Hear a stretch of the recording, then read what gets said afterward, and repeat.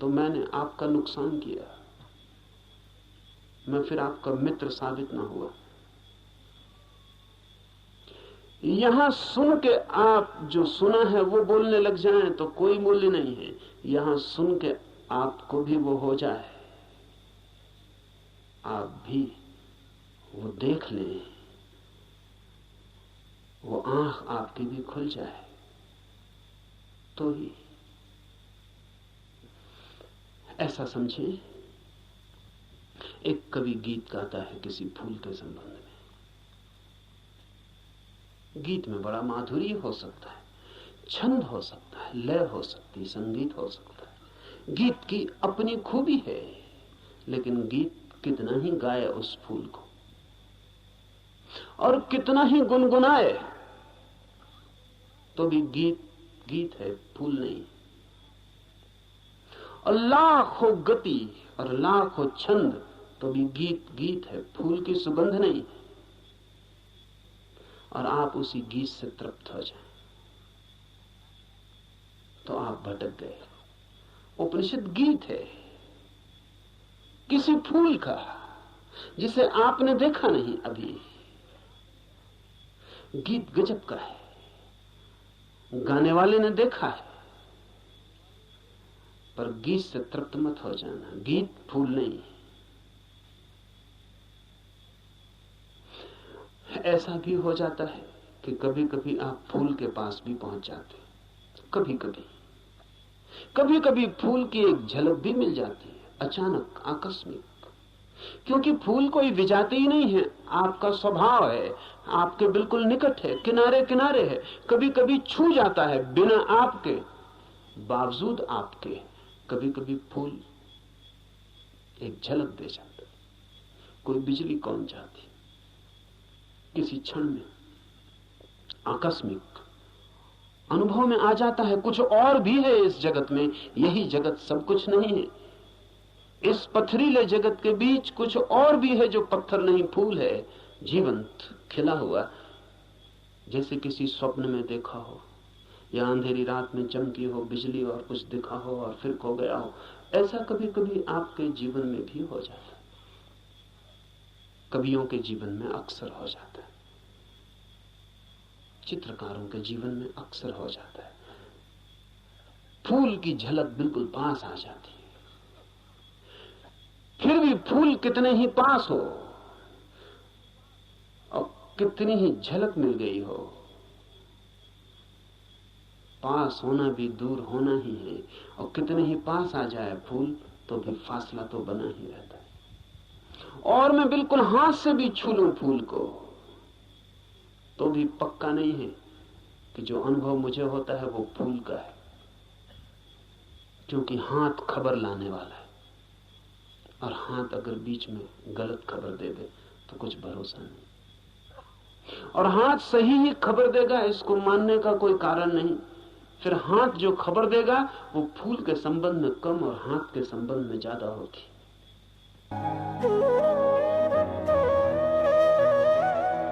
फूल ठंडा मालूम पड़ता है, जरूरी नहीं कि फूल ठंडा हो सकता है हाथ गर्म हो, इसलिए फूल ठंडा मालूम पड़ता है। खबर हाथ के संबंध में, क्योंकि खबर जब भी किसी माध्यम से आती तो सापेक्ष होती है, पक्का नहीं हुआ जा सकता। पोपोव का मैं एक संस्मरण पढ़ रहा था। पोपोव एक साधिका थी और गहरी साधिका थी, और पियोत्र दिमित्रोविच ऑस्पेंस्की के पास साधना करती थी। एक दिन बैठी थी पास, एक सज्जन ने आके ऑस्पेंस्की से पूछा कि ईश्वर है या नहीं। तो ऑस्पेंस्की ने कहा कि ईश्वर नहीं। फिर ऑस्पेंस्की थोड़ी देर रुका और उसने कहा कि लेकिन मैं कोई गारंटी भी नहीं कर सकता।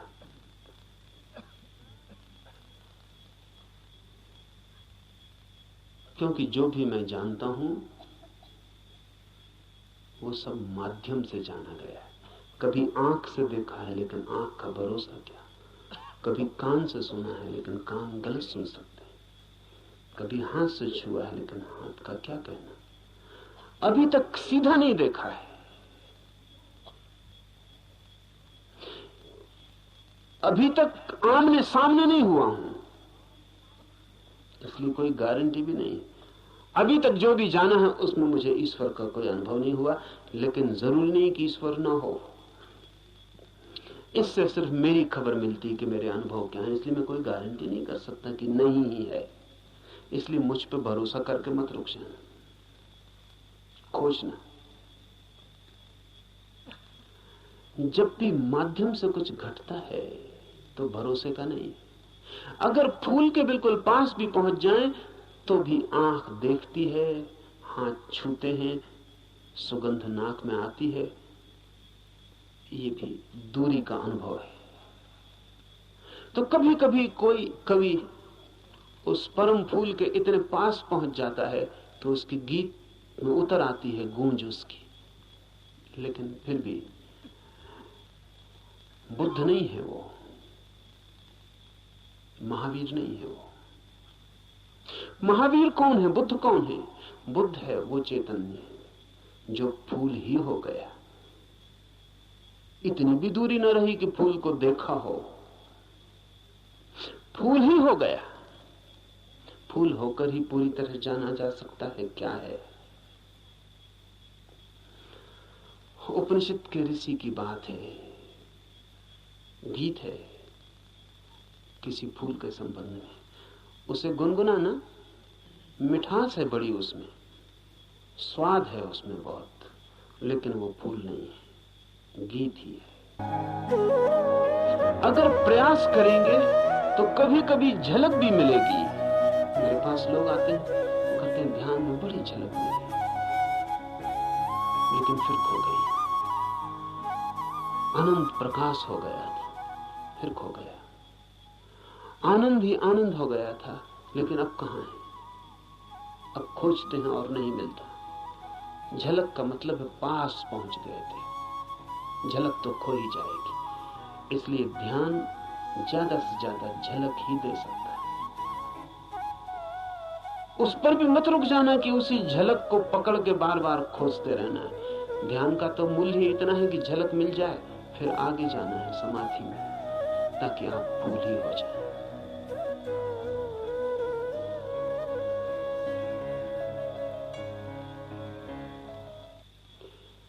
ध्यान में है झलक, समाधि में है हो जाना।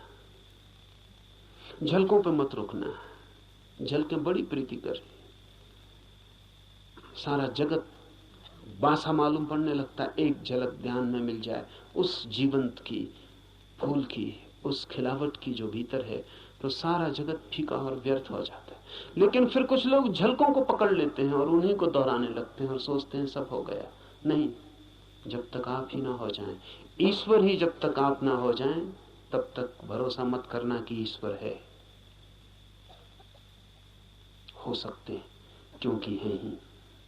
खोलना है जरा, उघाड़ना है जरा। छिपे हैं, मौजूद हैं अभी और यहीं। थोड़े से वस्त्र हैं और बड़े झीने वस्त्र हैं कि चाहें तो अभी उतार कर फेंक दें और नग्न हो जाएं और ईश्वर हो जाएं। लेकिन बड़ी पकड़ है। झीने तो हैं लेकिन पकड़ गहरी। क्यों है ये पकड़ इतनी? ये पकड़ है क्योंकि हम सोचते हैं ये वस्त्र ही हमारा होना है, यही हम है, इसके अलावा हमें कुछ और किसी अस्तित्व का पता नहीं। इस उपनिषद में इशारे होंगे उस अस्तित्व के जो वस्त्रों के पार है। और इस उपनिषद के साथ साथ हम करेंगे ध्यान ताकि मिले झलक, और आशा बांधेंगे समाधि की ताकि हम भी हो जाएं वही जिसे हुए बिना न कोई संतोष है, न कोई शांति है, न कोई सत्य है। उपनिषद शुरू होता है प्रार्थना से। प्रार्थना है समस्त जगत से। सूर्य कल्याणकारी हो, वरुण, अर्यमा, इंद्र और बृहस्पति, विष्णु कल्याणकारी हो, उस ब्रह्म को नमस्कार हो। हे वायु, तुम्हारे लिए नमस्कार, क्योंकि तुम प्रत्यक्ष ब्रह्म हो। मैं तुम्हें ही प्रत्यक्ष ब्रह्म कहूंगा। सत्य और रिक्त वे सब मेरी रक्षा करें। आचार्य की भी इस प्रार्थना से शुरू होता है। धर्म की यात्रा प्रार्थना से शुरू होगी ही। प्रार्थना का अर्थ है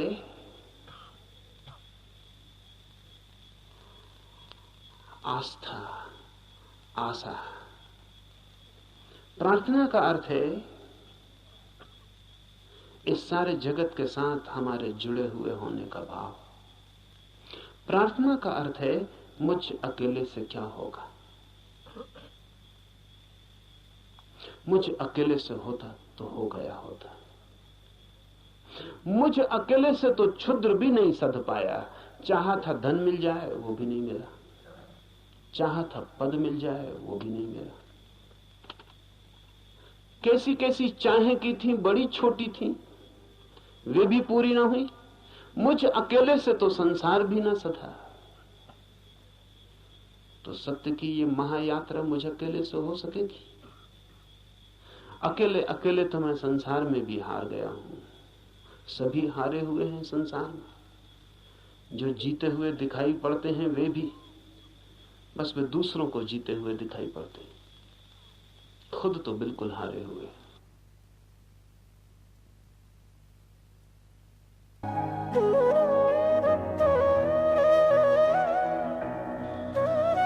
आप भी अपने को हारे हुए दिखाई पड़ते होंगे, औरों को तो आप भी जीते हुए दिखाई पड़ते हैं।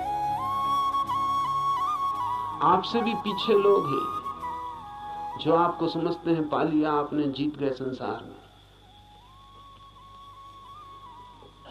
लेकिन भीतर से अगर हम आदमी को देखें तो एक एक आदमी हारा हुआ है। संसार पराजय की लंबी कथा है। वहां जीत होती ही नहीं, वहां जीत हो ही नहीं सकती। वो संसार का स्वभाव नहीं। वहां हार ही नियति है, किसी की नहीं, किसी व्यक्ति की नहीं। संसार में होने की नियति ही हार है। वहां हारना ही होगा। वहां कोई कभी जीतता नहीं। वहां हम नहीं जीत पाए जहां क्षुद्र था, स्वप्न था। शंकर कहते हैं माया है, वो माया में भी हार गए। सपना था, भ्रम था, वहां भी तो जीत ना पाए। जब भ्रम में भी हार गए, सपने में भी न जीते, तो यथार्थ में, सत्य में अकेले से क्या होगा? प्रार्थना का अर्थ है संसार में पराजित हुए व्यक्ति का यह अनुभव कि जन्मों जन्मों तक चेष्टा करके मैं हार गया। क्षुद्र में तो विराट में मेरी सामर्थ्य। इसलिए प्रार्थना, इसलिए सारे जगत को पुकारा है ऋषि ने कि मुझे साथ देना। सूर्य को पुकारा है, वरुण को पुकारा। ये सब नाम हैं, प्रतीक हैं जीवन की समस्त शक्तियों की। सूर्य को पहले पुकारा है क्योंकि सूर्य हमारा जीवन है, उसके बिना हम नहीं होंगे। हमारे भीतर सूर्य ही जीता है, जलता है। उधर सूर्य बुझ जाए, यहां हम बुझ जाए। सूर्य ही हमारा प्राण है, इसलिए पुकारा। कहा वायु को नमस्कार है। विशेष रूप से वायु को नमस्कार कहा है इस प्रार्थना में, क्योंकि तुम प्रत्यक्ष ब्रह्म हो। अजीब सी बात है, थोड़ा सोचें। बड़े मजे की बात है, क्योंकि वायु है बिल्कुल अप्रत्यक्ष और सब चीजें प्रत्यक्ष।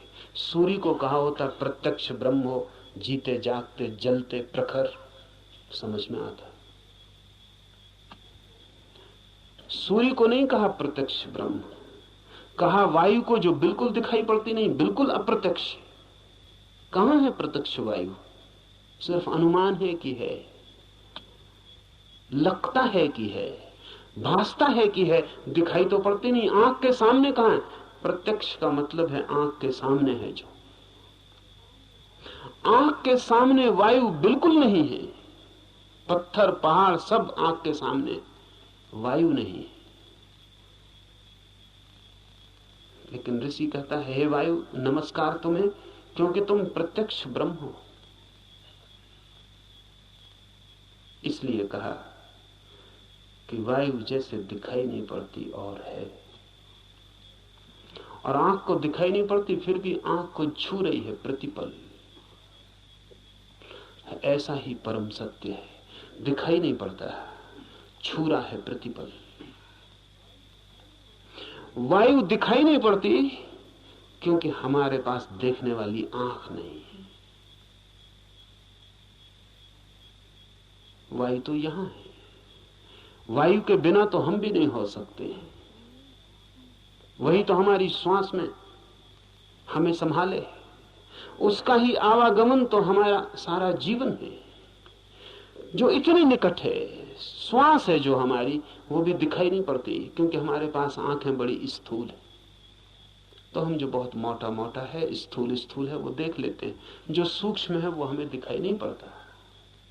वायु सूक्ष्मतम है, हमारे सामने मौजूद है, भीतर मौजूद है, बाहर मौजूद है, रोए रोए में मौजूद है और दिखाई नहीं पड़ती। इसलिए कहा कि तुम प्रत्यक्ष ब्रह्म हो, तुम ठीक ब्रह्म जैसी हो। वो भी यहां मौजूद है और दिखाई नहीं पड़ता, और रोए रोए में वही समाया है, रोआ रोआ वही है, और फिर भी उसका कोई पता नहीं चलता है। इसलिए वायु को नमस्कार किया है कि हम वायु को तो जानते हैं, ब्रह्म को नहीं जानते। वायु से एक धागा जोड़ा है कि ब्रह्म में ठीक वायु जैसा है। इसलिए मैं तुम्हें प्रत्यक्ष ब्रह्म कहूंगा।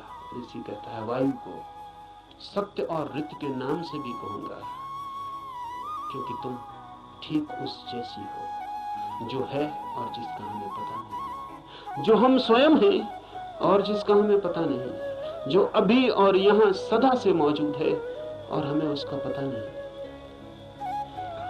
लेकिन ये खोज पूरी हो सके अगर सब देवता रक्षा करें। देवता से अर्थ है सदा से जीवन की अनंत अनंत शक्तियां, और जीवन है एक विराट जाल अनंत शक्तियों का।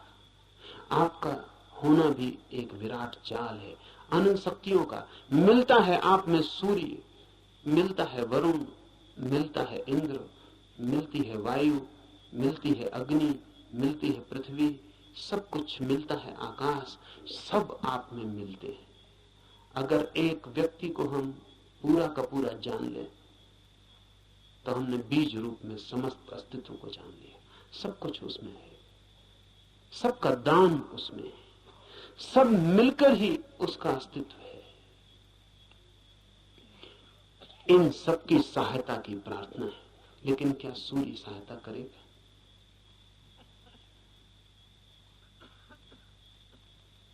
ये सवाल उठता ही है।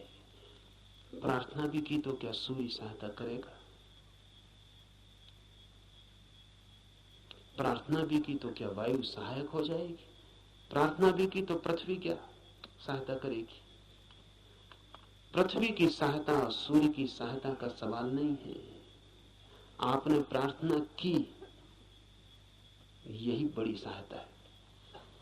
इसे थोड़ा ठीक से समझ लें। कोई सूर्य आके आपको सहायता नहीं करेगा, लेकिन आपने प्रार्थना की, इसका जो परिणाम है वो सूर्य पर नहीं होगा, आप पर होगा। क्योंकि प्रार्थना करने वाला चित्त हो जाता है विनम्र, प्रार्थना करने वाला चित्त हो जाता है असहाय, प्रार्थना करने वाला चित्त स्वीकार कर लेता है इस बात को कि मुझ अकेले से नहीं होगा। प्रार्थना करने वाला चित्त मिटने को तैयार हो जाता है। प्रार्थना करने वाला चित्त अपने अहंकार को, इस भाव को कि मैं कर सकता हूं, छोड़ देता है। इसके परिणाम होते हैं। प्रार्थना का सारा परिणाम आप पर होता है। प्रार्थना से सूर्य नहीं बदलता, आप बदलते हैं। प्रार्थना से जगत नहीं बदलता, आप बदलते हैं। लेकिन आपके बदलते ही दूसरे जगत में आपका प्रवेश हो जाता है। प्रार्थना आमतौर से जब आप करते हैं तो यही सोचते हैं कि कोई कुछ करेगा, इसलिए प्रार्थना कर रहे हैं। न, प्रार्थना है एक उपाय, एक डिवाइस। हाथ तो आप जोड़ते हैं किसी और के सामने, लेकिन जो परिणाम होता है वो होता है भीतर, जिसने हाथ जोड़े हैं उस पर। इसलिए बड़ी कठिनाई होती है अगर आप वैज्ञानिक के सामने कहें कि हे सूर्य सहायता कर, तो कहेगा मूढ़ता की बात है, क्या सूर्य तुम्हारी सहायता करेगा? कब किसकी सहायता की? कि हे इंद्र वर्षा कर, पागल हो गए हो? प्रार्थनाओं से कहीं वर्षाएं हो गई? वैज्ञानिक ठीक कहता है, न तो सूर्य आपकी सुनेगा, न बादल आपकी सुनेंगे, न हवा आपकी सुनेगी, कोई आपकी नहीं सुनेगा। लेकिन आपने पुकारा, ये आपको बदल जाएगा। आपने कितने जोर से पुकारा, उतनी गहरी हूक आपके भीतर प्रवेश हो जाएगी। अगर आपके पूरे प्राण पुकार उठे तो आप दूसरे ही आदमी हो जाएंगे। इसलिए है प्रार्थना।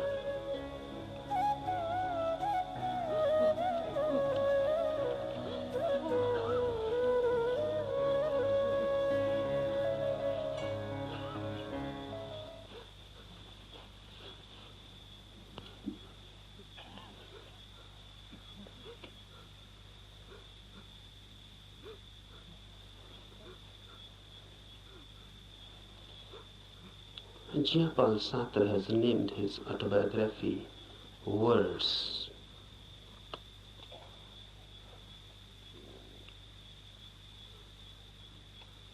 This christening of his autobiography as Words is significant, deeply significant. Really, everybody's biography is just words and nothing else. Because what is your mind? Words and words and words.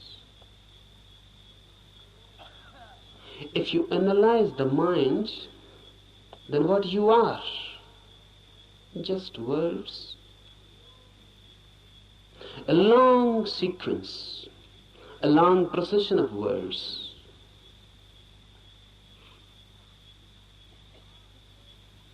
This is everybody's autobiography. But if you are nothing but words, then you are not. Then you are yet unborn. Then you are yet to exist authentically. Because words are just words, sounds. They mean something, but basically they are meaningless. The meaning is given to them. And mind is just a mechanism, a natural computer. It goes on feeding on words, then creating more words out of them. Then you go on associating those words. You go on creating principles, philosophies, systems. And ultimately where you are. Truth is not a byproduct of a long process of words. Truth is not a word at all. Truth is out of words. Truth is beyond words or below words. Truth is experience, not words. Old Lao Tse has said, the truth cannot be said. Because when you say something, language has to be used. Words have to be used. And truth is not a word. So when you say it, you miss it. The moment you say it, you have missed it. It cannot be said. It can only be experienced.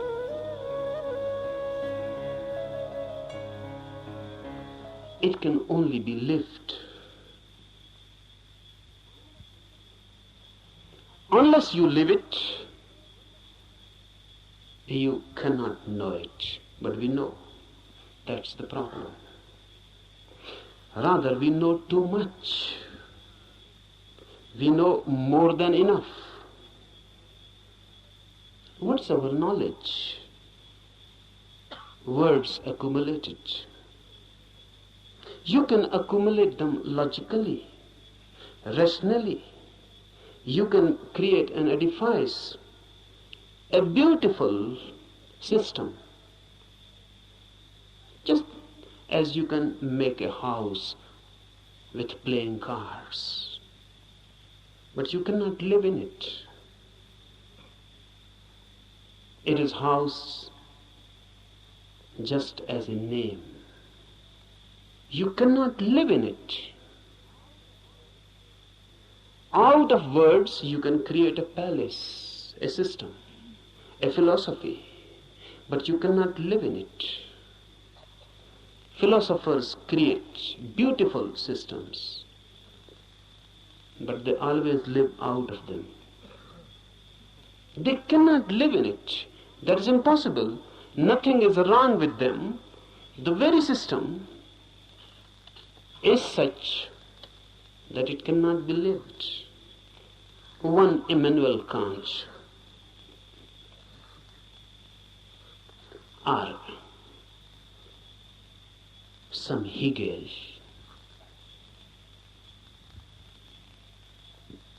they create out of words principles, hypotheses. They go on explaining the whole universe, but they themselves remain unexplained. They can explain the whole cosmos. They can say how the world was created. They can say what is the destiny. And look in them, dig deep, and you find a very miserable man,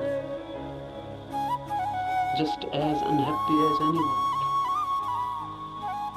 as in hell as anyone.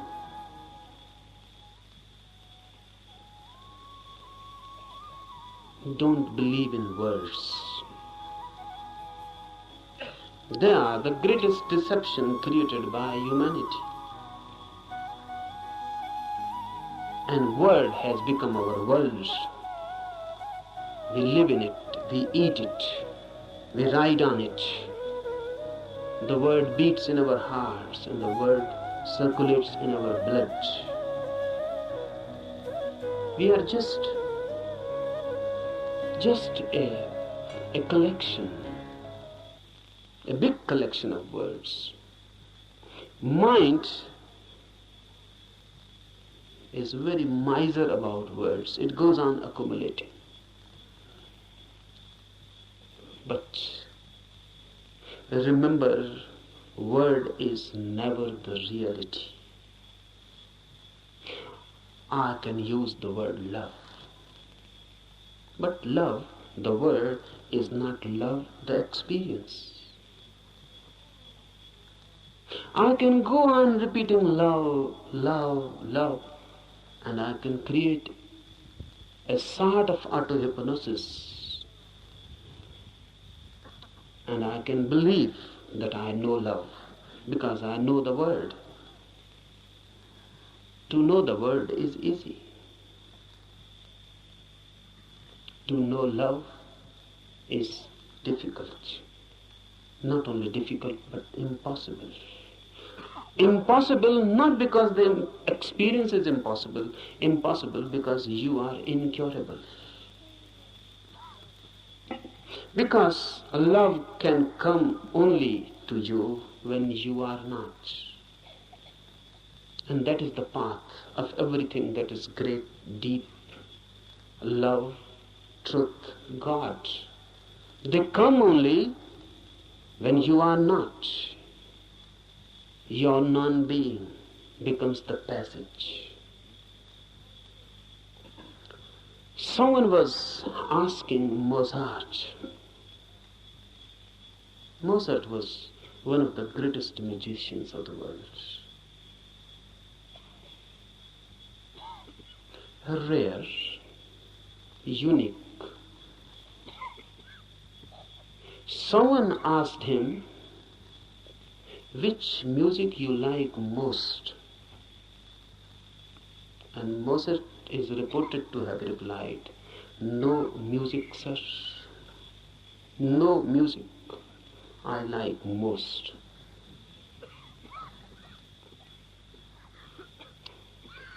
Difficult to understand, difficult to penetrate in, but very significant. The reply is just unique, unexpected, and from a musician. He says no music is the best.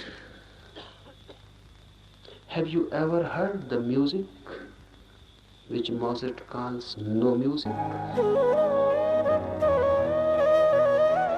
You have heard sounds,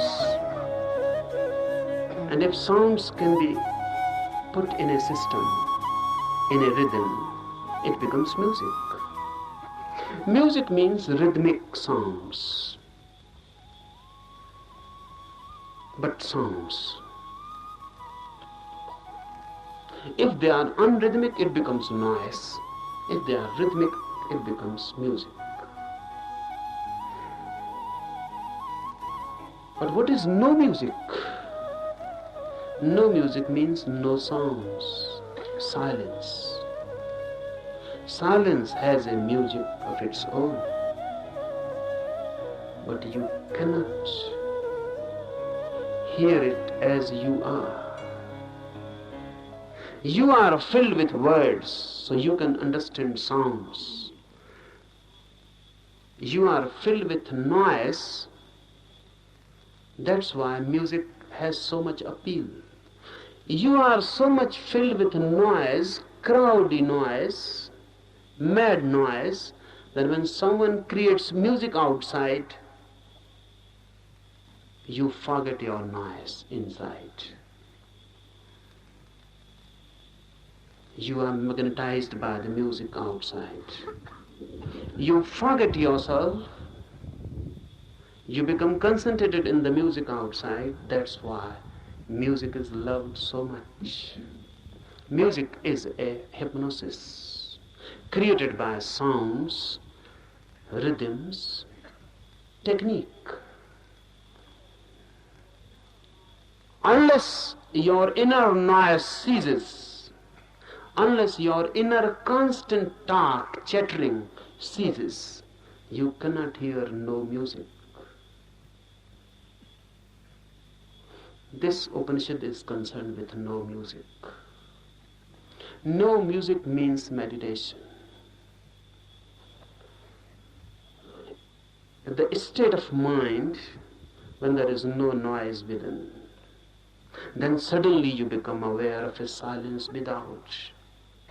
When you are silent, the whole universe becomes suddenly silent.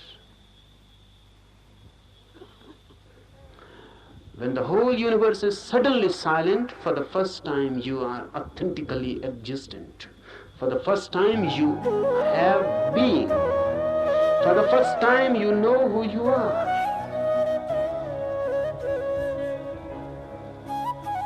No music is meditation. No noise inside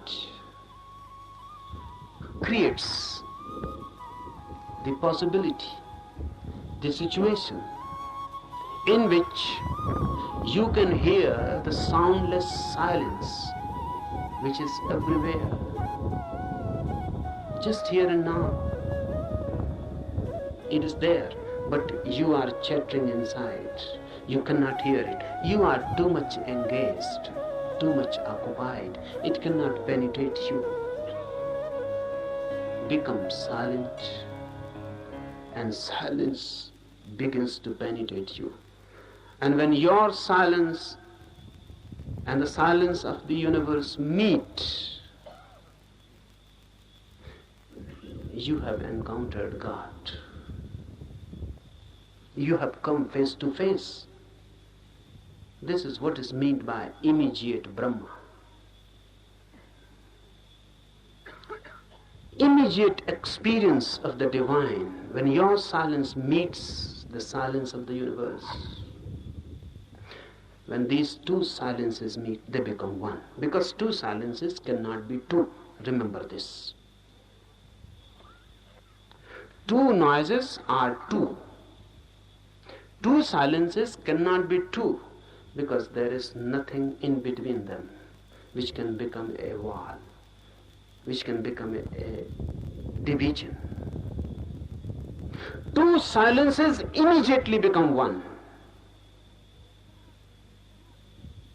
They cannot remain two, because where is the point which can divide them? So when your inner silence meets the silence of the universe, you are no more, neither is the universe. A new oneness. You explode into a new oneness. You are Brahma, not encountering clearly, because there is no other. Note this point, because Upanishads are the first teachings in the world which say you cannot see God.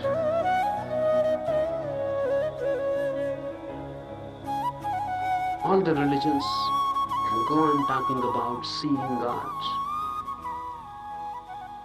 Upanishads are the first teachings, the oldest, which say you cannot see God,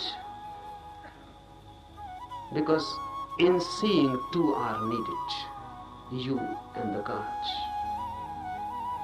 God cannot be made an object of knowledge. God is your subjectivity. So you cannot put God before you. There is no way of meeting God. You can only dissolve in Him, or He can dissolve in you. Oneness is God. When two silences meet, oneness is created. Two silences meeting transform everything.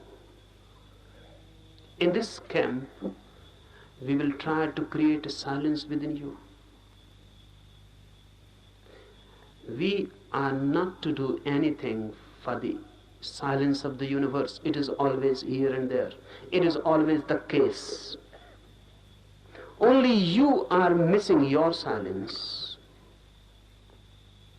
Once you can gain your silence, suddenly you are transformed into a different world, in a different being. You are no more the same. The old man is dead and a new is born. Creating of this inner silence is all that is meant by meditation.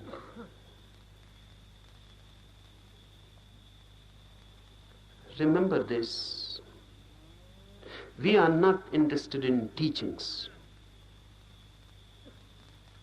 Teachings are of no use in themselves unless they are practiced.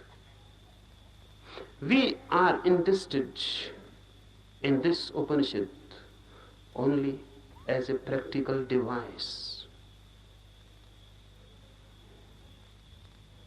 The Upanishad is not for me some doctrine to be believed, or some system to be believed, or some philosophy to be believed. Upanishads are practical guides. They believe not in changing your mind, but in changing you. They are not concerned with any change of your ideology. They are concerned with you directly, with your being. Remember this, knowing is your periphery and being is your center. Knowledge is added to you, being can never be added. Being is that which you are already. Knowledge is that which goes on being added to you. And it happens, unfortunately, it happens for many, that their being becomes just more and more burdened with their knowledge. Knowledge is going to be piled up on you by the society, by culture, by everything. Knowledge is utilitarian. It is needed. So everyone goes on accumulating knowledge. Knowledge is power. It gives you energy, particularly to move in the world, to act in the world. It helps. It is instrumental. But if you become too much identified with this knowledge, you forget that you are more than what you know.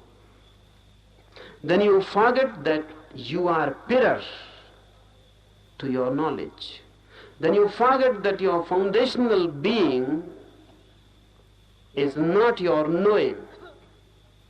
What you know is just your memory.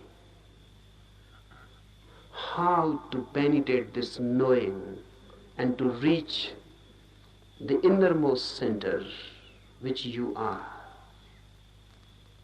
Silence, no music, non-chattering, no inner talk. But how to do it? It is difficult. It is difficult because you can start a new talk inside. How to stop it? How to meditate? You can start a new talk. That will not do. The way to do is to throw this inner nonsense out completely. To go through a catharsis. Whatsoever goes on in, make it out, throw it, express it. If you can throw all your mind out, you create a space within. In that space, silence happens. So we are not going here to sit silently with closed eyes and making an effort to stop the inner talk, the inner noise. You cannot do that way. You can only add something more to it. Your efforts for stopping anything inside will create more noise. So here we will be concerned with the technique of expression, not suppression. We will be throwing the mind out. Throw it out completely. Throw it out so much that inside no mind happens. Even for a single moment you can find inside there is no mind, no talk, no words. You have tasted something of the beyond. Immediately, you are in tune with the infinite. This we are going to do. This is not a camp for teaching anything. I'm not going to teach you something. I'm going to help you to grow into something, to be something different. Cooperate with me, because unless you cooperate, nothing can be done. This cooperation is not only needed from you, you must ask, you must request, you must invite and pray, so that all the forces of the world, all the forces of the universe cooperate with you. That's why this Upanishad, Adhyatma Upanishad, it starts with a prayer. This prayer is beautiful. Om, let the sun be beneficent for us, and Varun, and Aryama, and Indra, Brihaspati, and all be beneficent for us. Let Vishnu be beneficent for us. Salutations to that Supreme, O air, salutations unto you, for you are immediate Brahma, the Absolute, the Supreme. I shall call thee alone the immediate Brahma. I shall also call thee Ritha and Satya, the law and the reality. Let them protect me. Let them protect the Acharya, the teacher. Om Shanti, Shanti, Shanti. With prayer we start. Why? Because man alone is helpless. Man alone cannot do anything. Because man alone is nothing. Man is just a meeting point of million and million forces. In you, every universal force is crossing.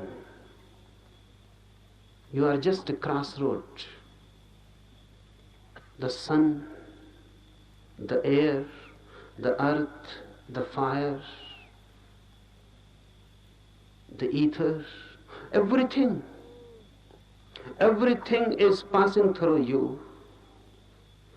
You are just a crossroads. Remember this, because then you become part of this cosmos. And this is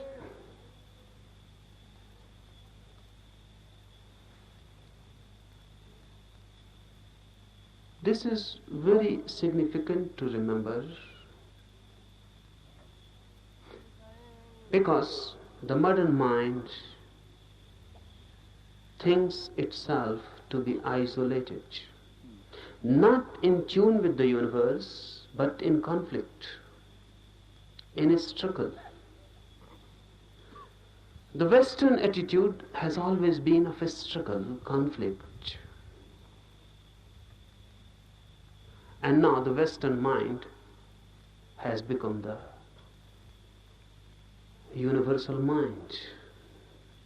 Now there exists no such thing as Eastern mind. This Upanishad belongs to the Eastern mind. It existed once. It is totally different. Western attitude is of fighting with the universe, of conquering. How to conquer nature? How to conquer natural forces? This makes man alienated. Man becomes a stranger in this universe. A conqueror is bound to be violent. A conqueror is bound to be in conflict. And ultimately a conqueror is bound to find himself isolated, alone. Eastern mind is totally different. The very approach is not a fight, but of deep resonance. Universe and I are not two. I am part of it, just a wave in the great ocean. I belong to it, and it belongs to me. There is a belonging. I am not a stranger in this world. I am not forced on this world. I am not an enemy, and the world is not inimical towards me. I am part of it, and not a mechanical part, but an organic part. Just like my eyes are my organic part, my hands are my organic part. I touch through my hands, I see through my eyes. My seeing has become my eyes, and my touching has become my hand. The universe has become man in you. The universe has become a particular individual in you. You are not different from it. You are just a wave. And the universe is flowering through you. This is Eastern way of looking at the world. Man in tune. That's why prayer. Prayer is a bridge. It makes you feel again at home. Even the sun is not so far away.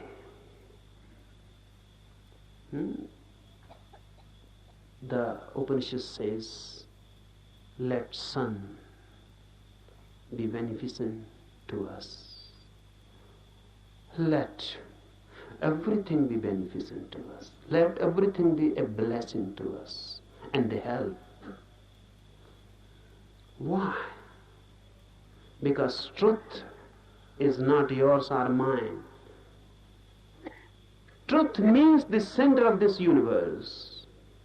And if you are in conflict with the universal forces, you can never reach it. Only in a deep friendship, deep intimacy, the universe opens its doors for you. So prayer is just creating a forgotten intimacy. Look at it in this way. A child is born. The moment a child is born, he is separated from his mother. Before birth, in the womb, he was one. With the mother, one. There was no separation. The child and the mother were one. The child existed within the mother as part, organic part. Because even the child was not breathing. The mother was breathing and the child was alive through mother's breath. The child's heart was not beating. The mother's heart was beating and the child was alive through mother's heart. The child was not eating. The child was not doing anything. The child was just part and parcel of the mother. Then the child is born and separated. Then the child grows as individual. Away and away the child goes from the mother. The same happens with human consciousness. Before consciousness is born, you are one with the universe. In deep sleep, you again fall into that oneness. When there is no dreaming and no thought, there is no mind. And when there is no mind, there is no ego. In deep sleep, you are no more. Because your mind is no more. Who you are in your deep sleep, can you say? What is your name? When you are deep, dreamlessly asleep, who are you? What is your name? There is no name. Because if there is name, you are not deep asleep. The name is just a surface thing. Who are you, a Hindu or a Mohammedan? A Christian, Catholic or Protestant? Who are you? Educated, uneducated, poor or rich, a beggar or a king? Who are you? Man, woman, young or old? In deep sleep, you are none. Still you are. We cannot say that you are. Absolutely not. You are. But you are not that which you are when awake. While dreaming, while awake, you are a mind. While deep asleep, you are a no mind. The mind is lost, dissolved, but the being is. Deep prayer gives you this feeling of no mind, of deep oneness, as if the whole universe has become a womb. You have become just a child in the womb of your mother. The whole universe has become motherly. No conflict, just prayer, just a feeling and a trust. Prayer is a trust. The child in the womb of his mother cannot distrust, or can. How can he distrust? He trusts his mother totally. He is no mind, so how can he doubt? How can he distrust? Whatsoever the mother is good, is beneficial.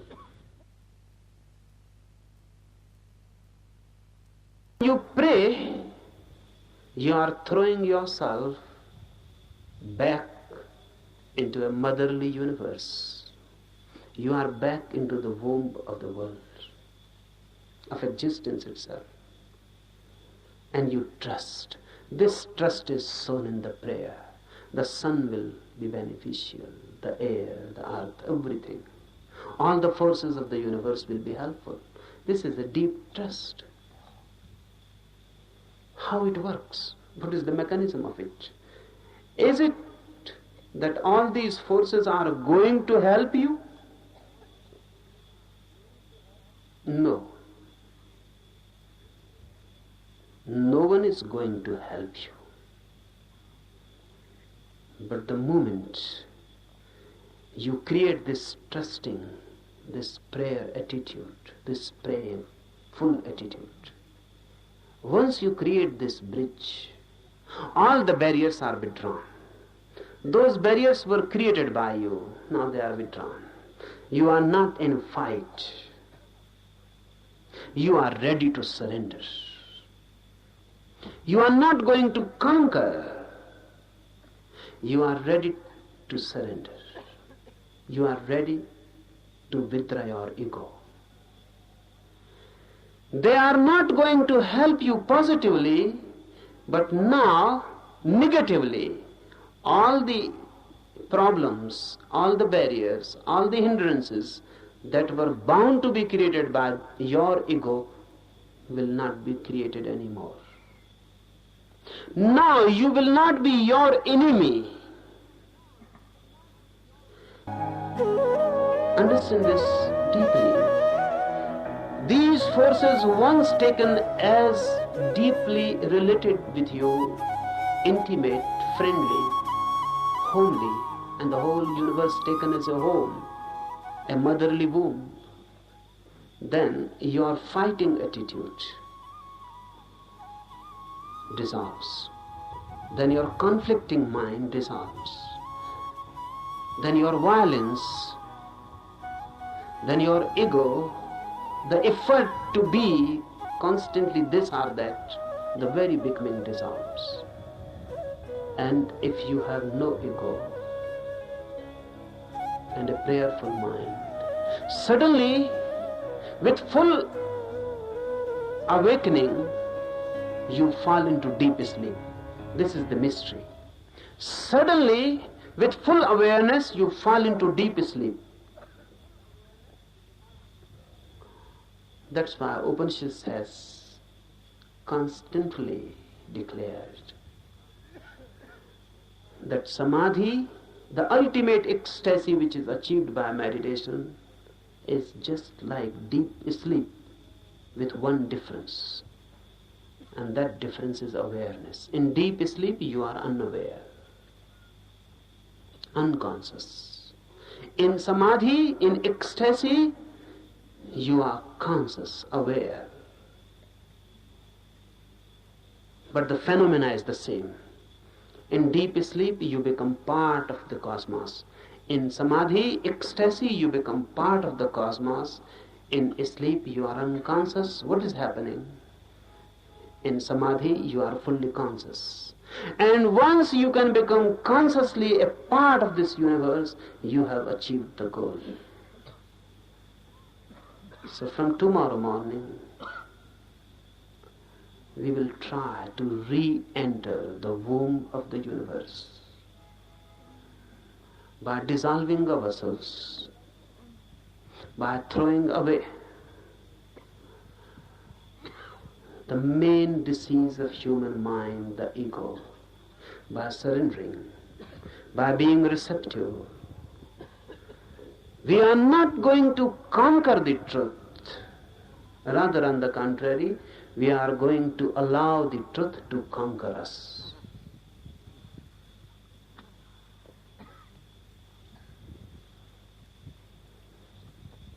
Now, some instructions for the morning meditation.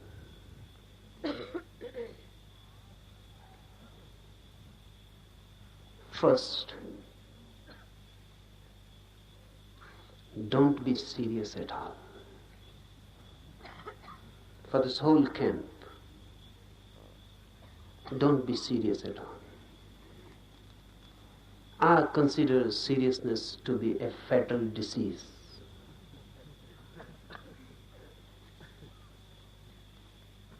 So please don't try to be long faces. Why I particularly say this?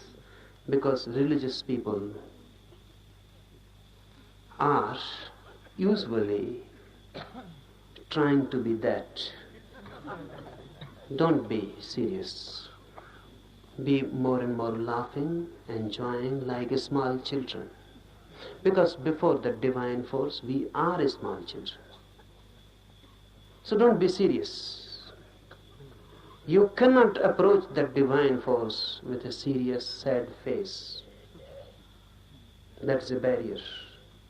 Laugh and dance and enjoy like small children, and you can enter the temple very easily.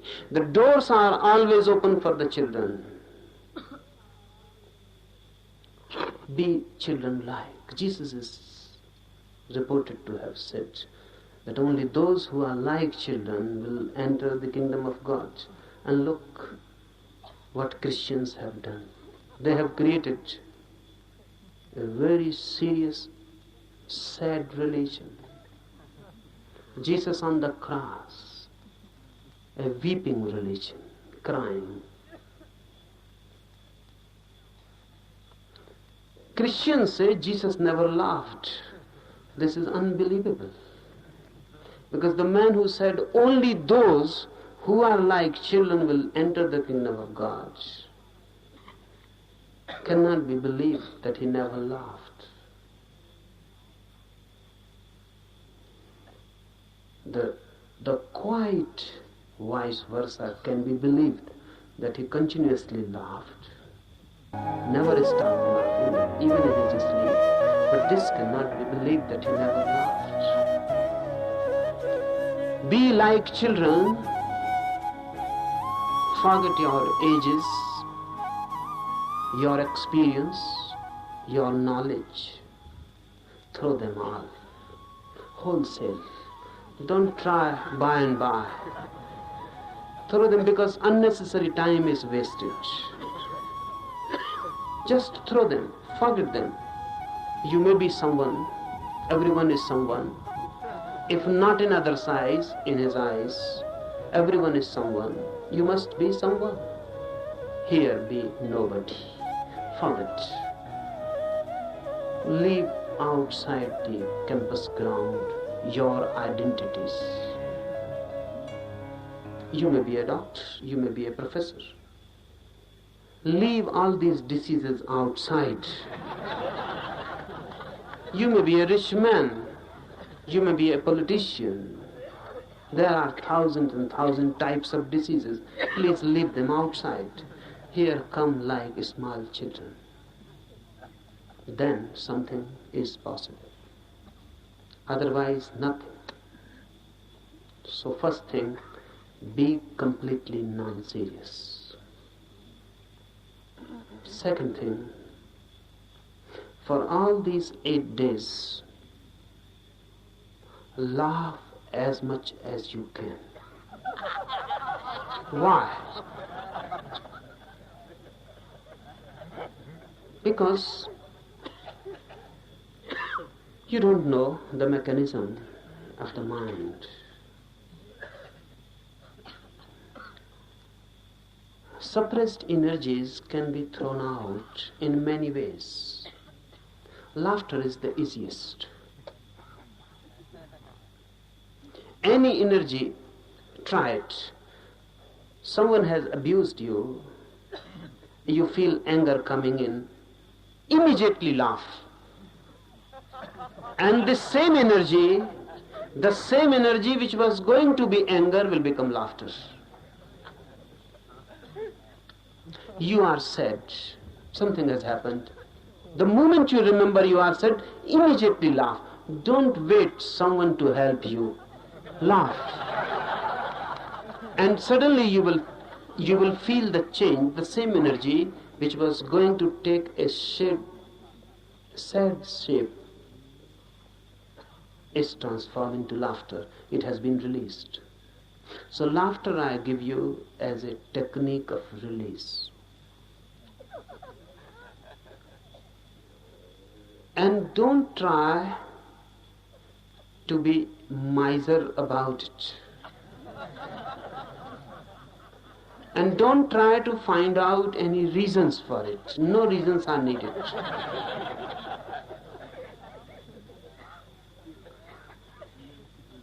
Take it as a help for meditation.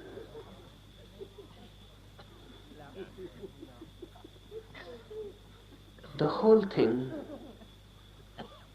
takes a different dimension. Thirdly, for all these days to come, remember one thing constantly,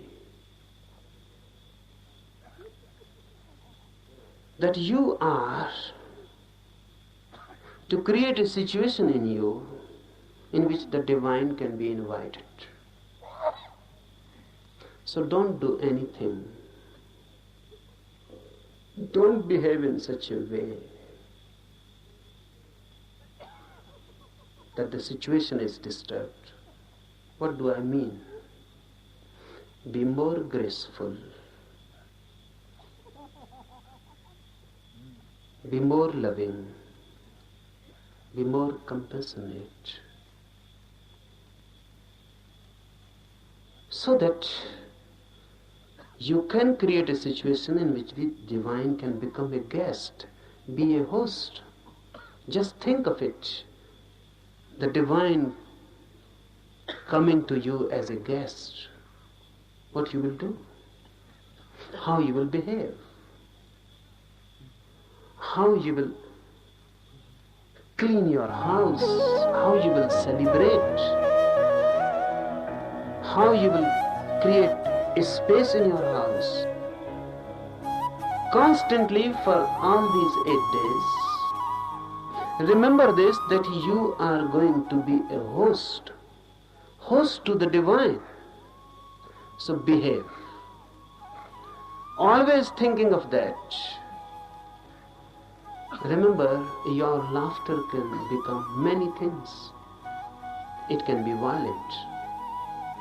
It can be angry. it can be insulting to someone, then you are not behaving like a host. Your laughter must become a grace. It must not be insulting to anybody. It must not be insulting, disturbing. It must not create something which can become a barrier. So do whatsoever you like, but constantly remember that in these 8 days, any moment the divine can enter in you.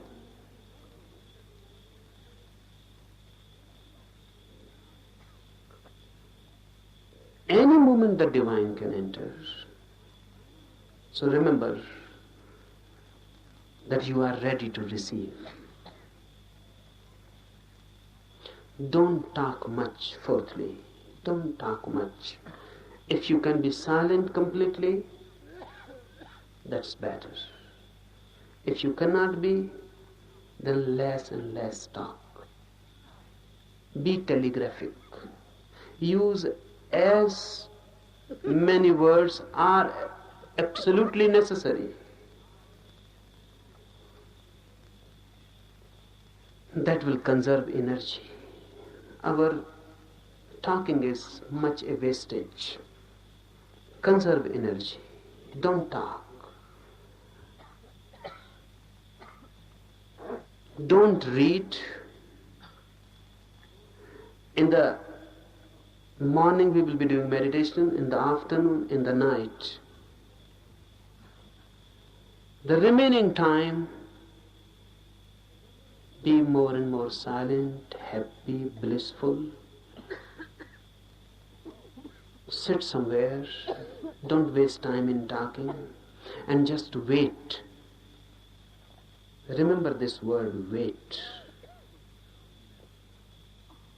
Everyone knows the meaning, but no one knows the experience. Ask sometimes when you really wait. You are waiting for your beloved or your lovers to come. You are a different man. A different quality enters in you. You are waiting for your beloved. Someone passes by the door, you just become eyes. The whole energy is transformed into eyes. Someone knocks on the door, you become attentive. The beloved may have come. Even the rustling of the leaves outside, dry leaves falling on the ground, and you feel the beloved has come. You are constantly alert. Alert, but not tense. Alert, but waiting.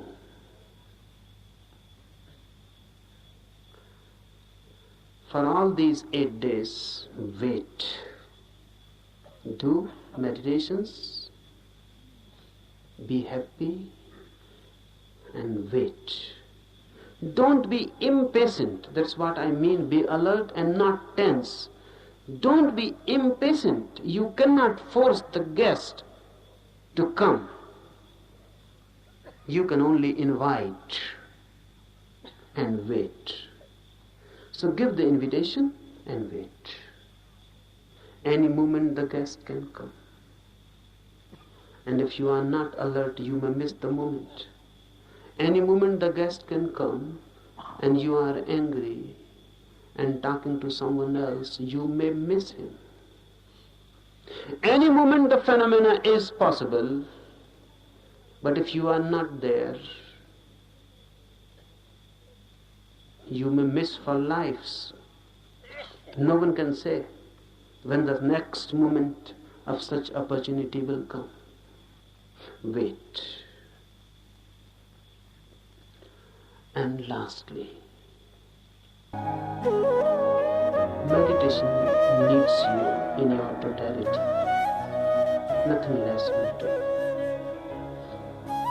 If you withhold something and just do it half-heartedly, it is better not to do it, because the whole effort is useless.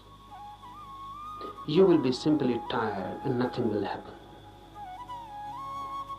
So unnecessarily, why tire yourself? If you are half in it, you will be tired. And if someone feels tired, remember this and find out you will be half in it. If you are totally in it, you will be refreshed, not tired. This is the difference. If you are totally in it, nothing has been retained, nothing has been withheld. You were in it totally. The doer was not standing outside, the doer had become the doing. Then you will come out of his fresh like the dew in the morning, fresh like a rose just opening, fresh, full of energy, light, dancing, blessed. And not only blessed, in such a state of mind that you can bless others. But that happens only when you are total in it. It never happens when the major part is just standing and the minor part has moved. Then there is a tension between you standing and between you moving. Then you have become two, then you are split. That split, that inner tension between two creates tiredness. You feel exhausted, not vitalized. You feel just as if your energy has been sucked out. You will feel it. So whenever you feel it, go deep and ask, are you split into two, divided? The effort is partial. Then do. Either stop completely, don't do. That's better. Because you are not deceiving yourself. It is honest. Or be totally in it, move in it. When you move totally in it, it has a different quality. Suddenly, there is no tension, no conflict, no struggle within. Your whole being has gone into it. And you have never gone into anything as total. You have not loved as total. You have not observed as total anything. You have not done anything as total, always partial. That's why our life is just moment exhausted. You feel just dying every moment. No beauty, no flowering out of it, just death. Out of life, only death. That shows what you are doing with yourself. Otherwise, life is every day, every moment a new flowering. Every day a new achievement. Every day a new height and a new depth. Every day more life. And if you can go on, moment to moment, moving totally in your life, death becomes itself the deepest experience of life. There is no death there. But it is difficult to move totally in anything. At least try with meditation. If you can move in meditation totally, then you can move in other dimensions also totally.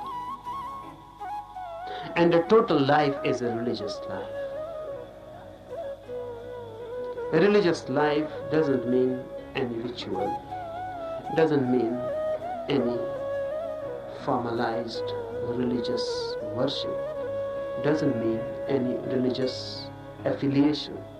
It means energy moving in its totality. And when you move total, you become holy. Why?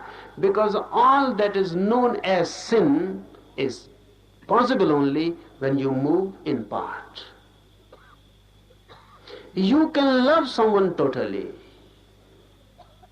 but you cannot hate someone totally.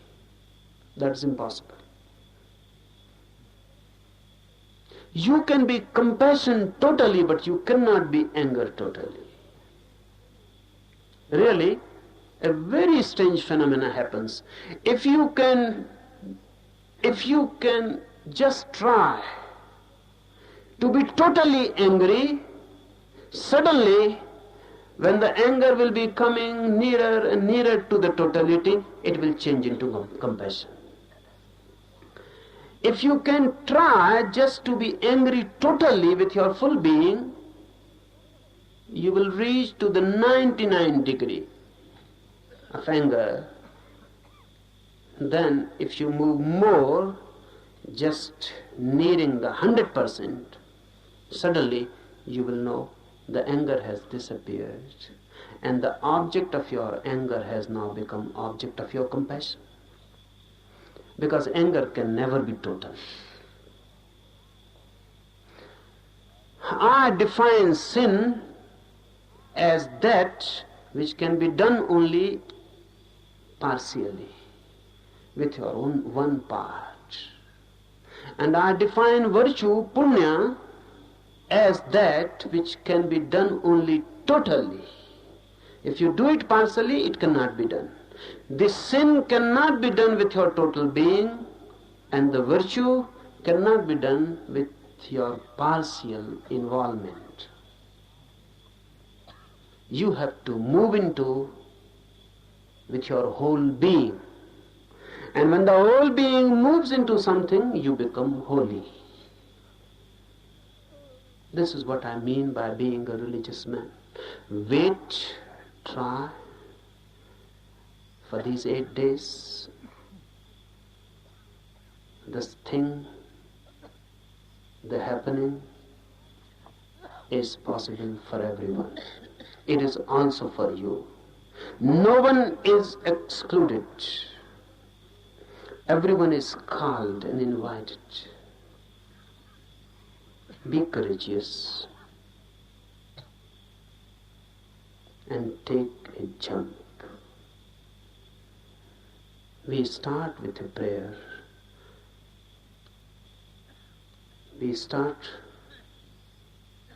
with a surrender to all the universal forces. Let them be beneficent to us. Let their blessings be with us. आज के लिए इतना ही. Enough for today.